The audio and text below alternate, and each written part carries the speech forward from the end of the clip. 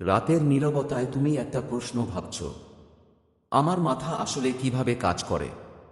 আমরা প্রতিদিন কাজ করি, শিখি, চিন্তা করি, কিন্তু মস্তিষ্কের আসল নিয়মগুলোই জানি না। ফলে ভুলে যাই, স্ট্রেস বাড়ে, মনোযোগ কমে, আর মনে হয় আমি কি যথেষ্ট ভালো? কিন্তু সত্যি হলো, তুমি দুর্বল নও। তুমি শুধু এখনো তোমার মস্তিষ্কের নিয়মগুলো শেখোনি। জন মেডিনা দেখিয়েছেন, মস্তিষ্কের 12টি শক্তিশালী ব্রেইন রোজ আছে, যেগুলো বুঝতে পারলে তুমি আরও স্পষ্টভাবে ভাবতে পারবে, আরও দ্রুত শিখবে, আর নিজের জীবনে বড় পরিবর্তন আনতে পারবে। আজ শুরু হচ্ছে সেই যাত্রা, তোমার মাথার ভেতরের গোপন জগৎ বোঝার যাত্রা। স্বাগতম ব্রেইন রোজ এ। এবার শুরু করা যাক। রুল 1, আমরা নড়াচড়া করার জন্যই তৈরি। ভাবো, লক্ষ বছর আগে মানুষ প্রতিদিন জঙ্গলে হাঁটত, দৌড়াত, খাবার খুঁজত। সেই নড়াচড়ার মধ্যেই আমাদের মস্তিষ্ক বড় হয়েছে, শক্তিশালী হয়েছে। আজ আমরা ঘন্টার পর ঘন্টা চেয়ারে বসে থাকি, আর এখানেই সমস্যা শুরু হয়। মস্তিষ্ক ধীরে ধীরে ক্লান্ত হয়ে পড়ে, মনোযোগ কমে, মেমরি দুর্বল হয়ে যায়। জন মেডিনা বলেন, ব্যায়াম হলো ব্রেনের ফুয়েল। যখন তুমি হাঁটো বা দৌড়াও, ব্রেন সেলগুলোর মধ্যে নতুন কানেকশন তৈরি হয়, অক্সিজেন বাড়ে, স্ট্রেস কমে, চিন্তা শক্তি তীক্ষ্ণ হয়ে ওঠে। সোজা ভাষায়, শরীর যত নড়ে, মস্তিষ্ক তত জ্বলে। তাই স্মার্ট হতে চাইলে চলাফেরা শুরু করো। রুল 2, বেঁচে থাকার জন্য আমাদের মস্তিষ্ক সবসময় সতর্ক। ভাবো, তুমি একটা গভীর অন্ধকার ঘরে ঢুকলে, 1 সেকেন্ডের মধ্যে তোমার মস্তিষ্ক চারদিকে স্ক্যান করতে শুরু করে। কোথাও শব্দ আছে কিনা, কোনো নড়াচড়া, কোনো বিপদ, কোনো আলো। এই কাজটা মস্তিষ্ক করে স্বাভাবিকভাবেই, কারণ মানুষ লক্ষ বছর বাঁচার জন্য মস্তিষ্ককে বানিয়েছে সবসময় সতর্ক, সবসময় প্রস্তুত। আজও সেই ক্ষমতাটা আছে। তাই হঠাৎ শব্দ হলে আমরা চমকে উঠি, ভিড়ের মধ্যে গেলে অস্বস্তি হয়, কোনো খারাপ খবর শুনলে শরীর টেনশনে যায়। এগুলো ভুল নয়, এগুলোই মস্তিষ্কের প্রাকৃতিক অ্যালার্ম সিস্টেম। তবে সমস্যা হয় যখন এই সতর্ক মস্তিষ্ক আজকের জীবনের ছোটখাটো বিষয়েও বিপদের সিগন্যাল পাঠাতে থাকে। জবের চাপ, রিলেশনশিপের সমস্যায়, অতিরিক্ত ভাবনায় মস্তিষ্ক ভাবে বিপদ, বিপদ। এর ফলে মনোযোগ ভেঙে যায়, চিন্তা ছুটে বেড়ায়, স্ট্রেস বেড়ে যায়। মেডিনা বলেন, যখন আমরা মস্তিষ্ককে নিরাপদ অনুভূতি দিই, তখনই মস্তিষ্ক তার সেরা কাজটা করে। তাই শান্ত পরিবেশ, কম স্ট্রেস, নিরাপত্তার অনুভূতি, এগুলো মস্তিষ্ককে ফোকাস করতে সাহায্য করে।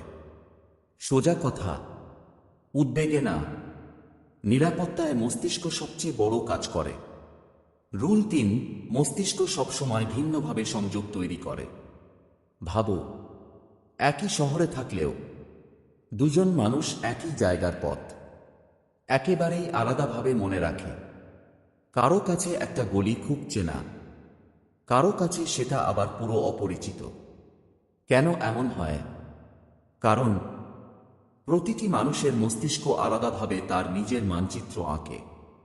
তুমি যা দেখো, যা শেখো, যা অনুভব করো, সবকিছুর থেকেই তোমার মাথায় নতুন নতুন কানেকশন তৈরি হয়। জন মেডিনা বলেন, কোনো দুইটা মস্তিষ্ক কখনো একরকম নয়। হুবহু একই ক্লাসে, একই টিচারের কথা শুনেও দুজনের শেখার ধরন আলাদা হয়। একই ঘটনা দেখেও দুজন দুইভাবে মনে রাখে। কারণ হল, মস্তিষ্ক প্রতিটি অভিজ্ঞতাকে নিজস্ব স্টাইলে সাজায়, নিজস্বভাবে সংযোগ বানায়।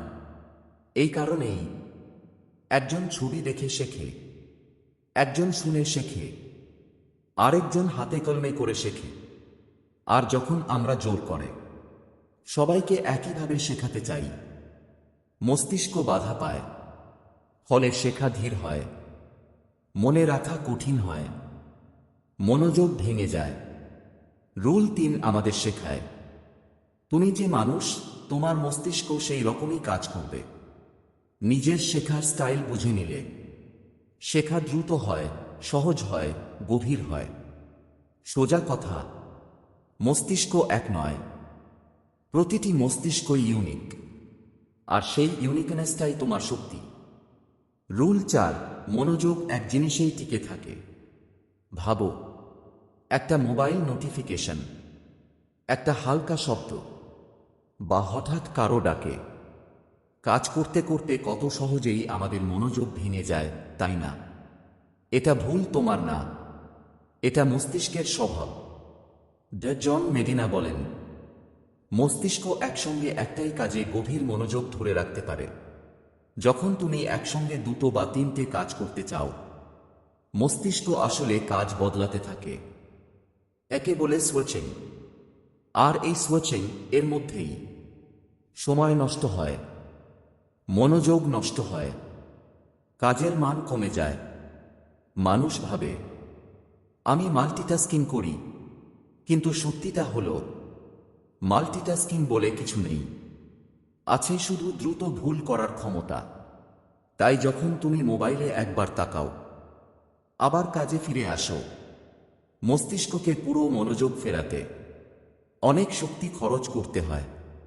এই কারণেই পড়তে পড়তে ফোন দেখলে কম মনে থাকে, কাজ করতে করতে রিল দেখলে সময় বাড়ে, আর কথার মাঝে নোটিফিকেশন এলেই রাগ হয়। রুল 4 শেখায়, যত কম বিঘ্ন তত বেশি মনোযোগ, আর যত বেশি মনোযোগ তত গভীর শেখা। তাই একটা কাজ এক সময়, একটা লক্ষ্য এক মনোযোগ, এটাই মস্তিষ্কের আসল নিয়ম। রুল 5, স্মৃতি অনেক বেশি পুনর্গঠিত হয়, সংরক্ষিত নয়। ভাবো, তুমি একটা পুরনো ঘটনা মনে করছো। ধরো, স্কুলে প্রথমবার স্টেজে ওঠা, বা কোনো বন্ধুর সাথে ঝগড়া, বা কোনো গুরুত্বপূর্ণ দিন। তোমার মনে হয় সেই স্মৃতি ঠিক যেমন ঘটেছিল ঠিক তেমনই তুমি মনে রেখেছ, কিন্তু সত্যিটা ভিন্ন। জন মেডিনা বলেন, মস্তিষ্ক স্মৃতি জমা রাখে না, মনে করার সময় স্মৃতি নতুন করে বানায়। মানে, প্রতিবার তুমি যখন কোনো স্মৃতি মনে করো, সেটা আগের মতো থাকে না। মস্তিষ্ক সামান্য বদলে দেয়, নতুন রং মেশায়, অনুভূতি যোগ করে বা কমায়, এমনকি কিছু অংশ বাদও দেয়। এই কারণেই একই ঘটনা দুইজন মানুষ দুইভাবে মনে রাখে। কেউ বলে, তুই তখন হাসছিলি, তুমি বলো, না আমি তো সিরিয়াস ছিলাম। কেউ ঠিক মনে রাখে, কেউ ভুলে যায়। এটা মস্তিষ্কের স্বাভাবিক নিয়ম। আরও বড় সত্যি হল, স্মৃতি সময়ের সাথে মিলিয়ে যায় না, সময়ের সাথে বদলে যায়। তাই যখন তুমি বারবার ভুলে যাও বা ঠিক মতো মনে করতে পারো না, এটা তোমার দুর্বলতা নয়, এটাই মস্তিষ্কের আসল কাজের ধরন। রুল 5 শেখায়, মনে রাখতে চাইলে বারবার পুনরাবৃত্তি দরকার।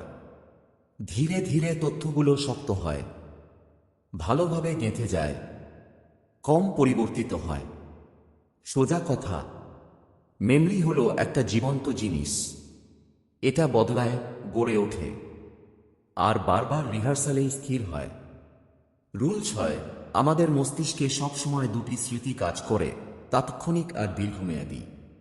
ভাবো, তুমি কারো সাথে কথা বলছো, সেই সময় হঠাৎ ফোন বেজে উঠল, তুমি নম্বর দেখলে, আবার কথায় ফিরে গেলে, অল্পক্ষণের জন্য কথার লাইন হারিয়ে ফেললে। কেন এমন হয়? কারণ তোমার তাৎক্ষণিক স্মৃতি, শর্ট টার্ম মেমরি, মাত্র কয়েক সেকেন্ড তথ্য ধরে রাখতে পারে। একটু নড়াচড়া, একটু শব্দ, একটা নোটিফিকেশন, ব্যাস তথ্য হারিয়ে যায়। জন মেডিনা বলেন, তাৎক্ষণিক স্মৃতি খুবই ভঙ্গুর। এটা বেলুনের মতো হালকা চাপেই ফেটে যায়। কিন্তু যখন তুমি কোনো তথ্য পুনরাবৃত্তি করো, ভাবো, ব্যবহার করো, তখন সেটা ধীরে ধীরে দীর্ঘমেয়াদী স্মৃতি লং টার্ম মেমোরিতে ঢুকে যায়। এই স্মৃতি ভাঙতে কঠিন, হারাতে কঠিন, আর প্রয়োজনের সময় দ্রুত ফিরে আসে। এ কারণেই তুমি বন্ধুর জন্মদিন মনে রাখতে পারো, কিন্তু হঠাৎ বলা মোবাইল নম্বর ভুলে যাও। তুমি গান শুনে একবারেই সুর ধরতে পারো, কিন্তু ক্লাসে শুনে সবকিছু মনে থাকে না। রুল 6 শেখায়, যে তথ্য মনে রাখতে চাও তা পুনরাবৃত্তি করতে হবে। বারবার মনে করানো, ছোট বিরতির মধ্যে রিভিশন, বাস্তবে ব্যবহার, এগুলো লং টার্ম মেমোরি তৈরি করে। সোজা কথা, তুমি যত ব্যবহার করবে মস্তিষ্ক তত ধরে রাখবে। না ব্যবহার করলে ঝাপসা হয়ে যাবে। রুল 7, ঘুম তোমার মস্তিষ্ককে রিসেট করে। ঘুম কমলে মাথা ভেঙে পড়ে। একবার ভাবো, তুমি পুরো দিন কাজ করেছ, মাথা গরম, চোখ জ্বালা করছে, কোনো সিদ্ধান্ত ঠিক নিতে পারছো না। তারপর রাতে একটু ভালো ঘুম হলে সকালে উঠে মনে হয় সবকিছু আবার পরিষ্কার, যেন মস্তিষ্ক নতুনভাবে শুরু করেছে। এটা কোনো ম্যাজিক নয়, এটাই মস্তিষ্কের নিয়ম। জন মেডিনা বলেন, ঘুম হল মস্তিষ্কের প্রাকৃতিক রিসেট বাটন। ঘুমের সময় তোমার মাথায় অনেক আশ্চর্য জিনিস ঘটে। দিনের অপ্রয়োজনীয় তথ্য মুছে যায়, দরকারি স্মৃতি শক্তভাবে বসে যায়, আবেগ শান্ত হয়, মনোযোগ ফিরে আসে, সমস্যা সমাধানের ক্ষমতা বাড়ে। কিন্তু আজকের জীবনে আমরা ঘুমকে সবচেয়ে ছোট করে দেখি। মনে করি ঘুম কমালে সময় বেশি পাওয়া যায়, কিন্তু সত্যিটা হলো, তুমি যত কম ঘুমাবে মস্তিষ্ক তত দুর্বল হবে, মনোযোগ কমবে, স্মৃতি ঝাপসা হবে, মুড খারাপ হবে, সিদ্ধান্ত ভুল হবে। মজার বিষয় হলো, ঘুমের সময় মস্তিষ্ক ঘুমায় না, সে তখনও কাজ করে, তথ্য গোছায়, হাইওয়ের মতো নতুন নিউরাল পথ তৈরি করে।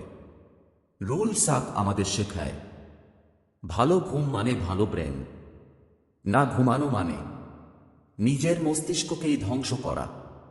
সোজা কথা, তুমি যত ভালো ঘুমাবে তোমার জীবন তত ভালো চলবে। রুল 8, স্ট্রেস মস্তিষ্ককে ধ্বংস করে শান্তি মস্তিষ্ককে বাঁচায়। ভাবো, একদিন হঠাৎ তোমার ফোনে খারাপ খবর এল, হৃদস্পন্দন বেড়ে গেল, মাথা ঘুরে উঠল, কথা ঠিক বেরোচ্ছে না। এই অনুভূতি তুমি নিশ্চয়ই চেনো। এটা হলো স্ট্রেস, আর মস্তিষ্ক স্ট্রেসকে সবচেয়ে বেশি ভয় পায়। জন মেডিনা বলেন, দীর্ঘমেয়াদী স্ট্রেস মস্তিষ্কের জন্য বিষ। একটু চাপ মস্তিষ্ক সামলাতে পারে, কিন্তু যদি চাপ নিয়মিত হয়, দিনের পর দিন, মাসের পর মাস, তাহলে মস্তিষ্ক টুকরো টুকরো হয়ে যায়। স্ট্রেসে কি হয়?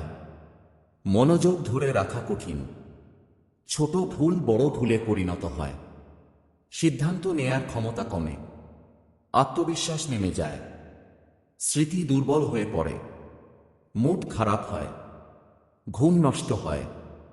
এমনকি হিপোক্যাম্পাস, যা স্মৃতি ধরে রাখতে সাহায্য করে, স্ট্রেস সেটাকে আক্ষরিক অর্থে ক্ষতিগ্রস্ত করে।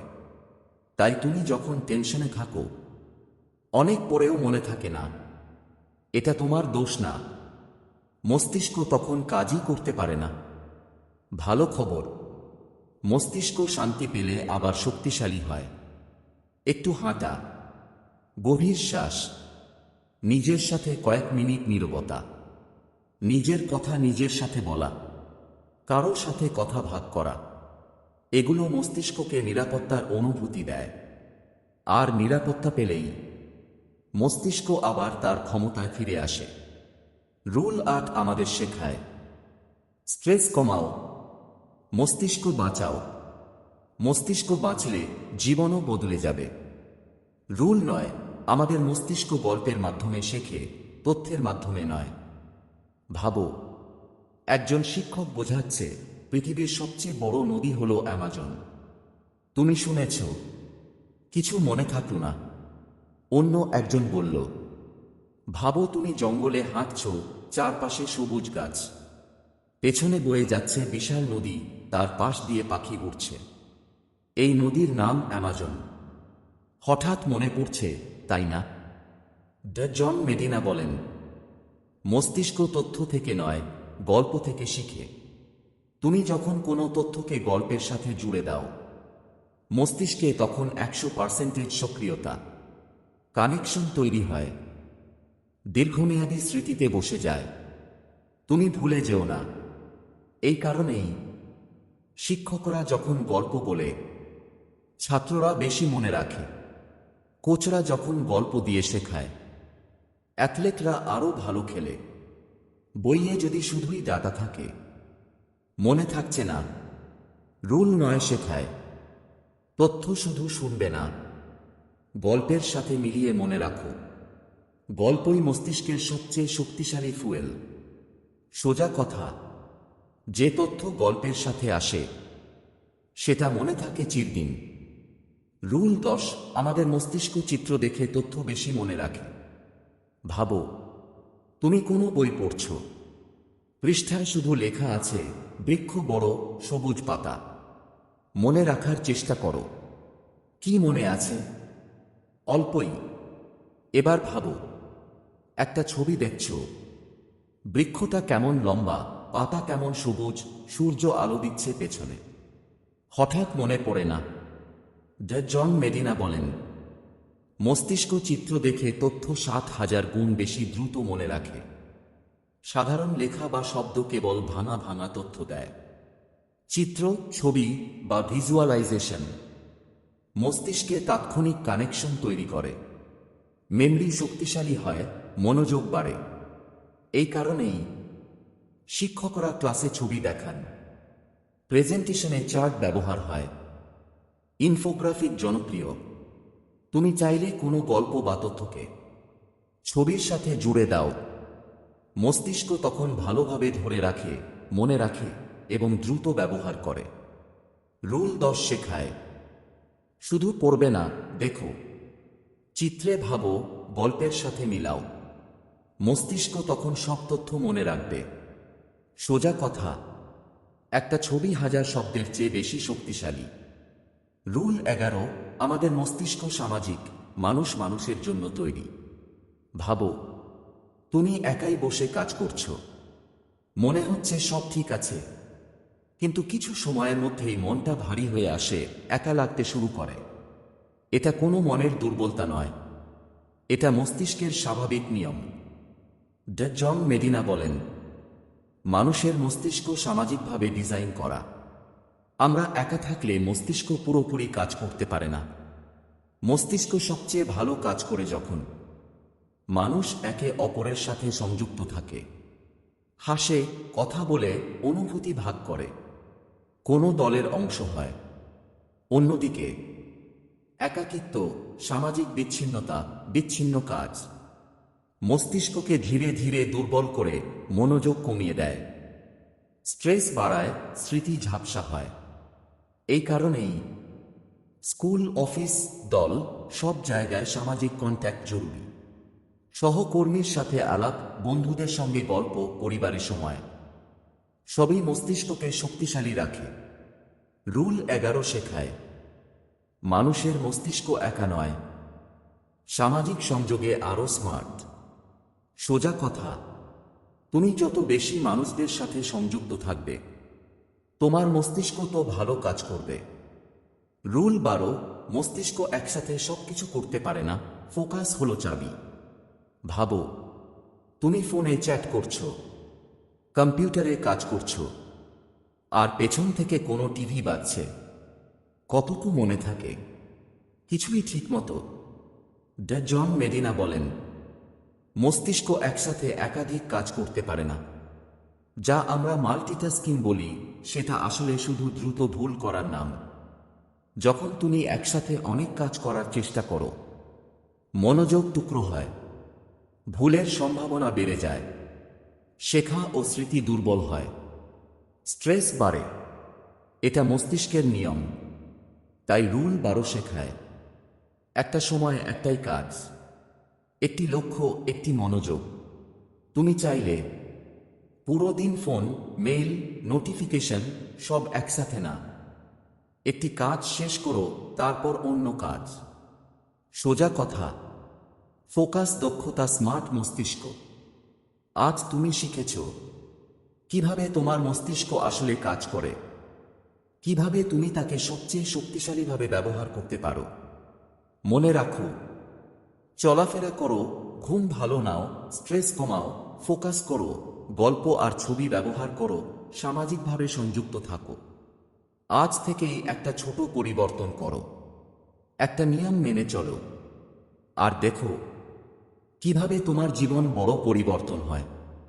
যদি তোমার এই অডিও বুক ভালো লেগে থাকে, আমাদের চ্যানেল সাবস্ক্রাইব করো, লাইক দাও, শেয়ার করো এবং কমেন্ট করে জানাও তোমার মতামত।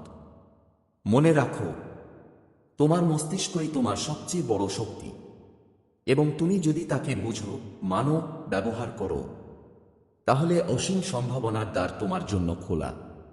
চলো আজ থেকেই শুরু করি ব্রেইন রোস মানার যাত্রা।